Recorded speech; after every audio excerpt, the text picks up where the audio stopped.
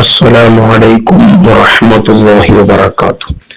ഹദീസ് ക്ലാസ് 1291. ബഹുമാനപ്പെട്ട ഇമാം തുർമുദി റളിയല്ലാഹു അൻഹു റിപ്പോർട്ട് ചെയ്യുന്ന ഹദീസ്.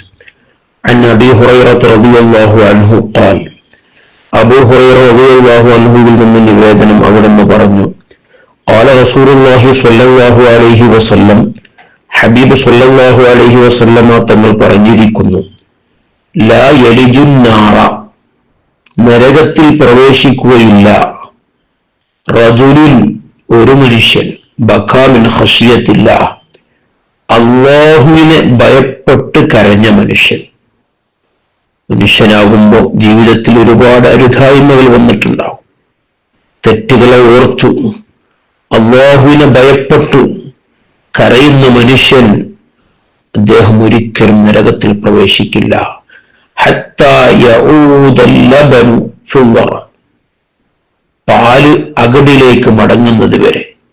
പശുവിൽ നിന്ന് അല്ലെങ്കിൽ ആടിൽ നിന്ന് പാല് കറന്നെടുത്താൽ ആ പാല് വീണ്ടും അകടിലേക്ക് തന്നെ മടങ്ങുക എന്നുള്ളത് അസംഭവ്യമാണ്. എന്നതുപോലെ അല്ലാഹുവിനോട് ഭയപ്പെട്ട് കരയുന്ന മനുഷ്യൻ നരകത്തിൽ പ്രവേശിക്കുക എന്നുള്ള ഒരിക്കലും ഉണ്ടാവൂല. അവന് സ്വർഗാവകാശിയായിരിക്കും.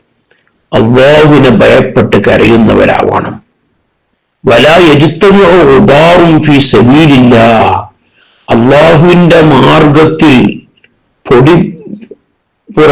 പൊടിപുരളലും അതുപോലെ ദുഹാനു ജഹന്നം, നരകത്തിലെ പുകയും തമ്മിൽ ഒരുമിച്ച് കൂടൂല. അപ്പൊ അള്ളാഹിന്റെ മാർഗത്തിൽ യുദ്ധം ചെയ്ത ആള്, അള്ളാഹിന്റെ മാർഗത്തിൽ പ്രബോധനത്തിന് വേണ്ടി ദീനി ദഅവത്ത് രംഗത്ത്, പ്രബോധന രംഗത്ത് സജീവമായ ആള്, അദ്ദേഹം അള്ളാഹിന്റെ മാർഗത്തിൽ പൊടിപുരണ്ട ആളാണ്. ശരീരത്തിലോ വസ്ത്രത്തിലോ ഒക്കെ പൊടി പുരണ്ടിട്ട് അതും പുകയും, നരകത്തിലെ പുകയും ഒരുമിച്ചൂടില്ല എന്ന് പറഞ്ഞാൽ അത്തരം ആളുകൾ നരകത്തിൽ പ്രവേശിക്കൂല. ദീനി പ്രബോധകരായ ആളുകൾ, ഇഖ്ലാസോടെ അള്ളാഹുവിന്റെ ദീനിനു വേണ്ടി ദഅവത്ത് ചെയ്യുന്ന ആളുകൾ, അവരൊരിക്കലും നരകത്തിൽ പ്രവേശിക്കൂല. ഈ ഹദീസ് വളരെ ശ്രദ്ധേയമാണ്. അള്ളാഹുവിനെ ഭയപ്പെട്ട് കരയണം. മനുഷ്യരാണ്, തെറ്റുകൾ സംഭവിച്ചേക്കാം, അരുതായ്മകൾ സംഭവിച്ചേക്കാം.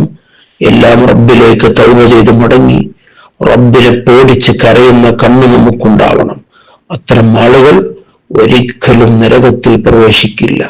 അല്ലാഹുവിന്റെ ദീനിന്റെ ദായികളാവണം, പ്രബോധകരാവണം. അവരും ഒരിക്കലും നരകത്തിൽ പ്രവേശിക്കുകയില്ല. അല്ലാഹു തആല അത്തരത്തിൽ സ്വർഗം മുജൂബായവരിൽ അല്ലാഹു നമ്മെ ഉൾപ്പെടുത്തട്ടെ. ആമീൻ. സല്ലല്ലാഹു അലാ സയ്യിദിനാ മുഹമ്മദ്.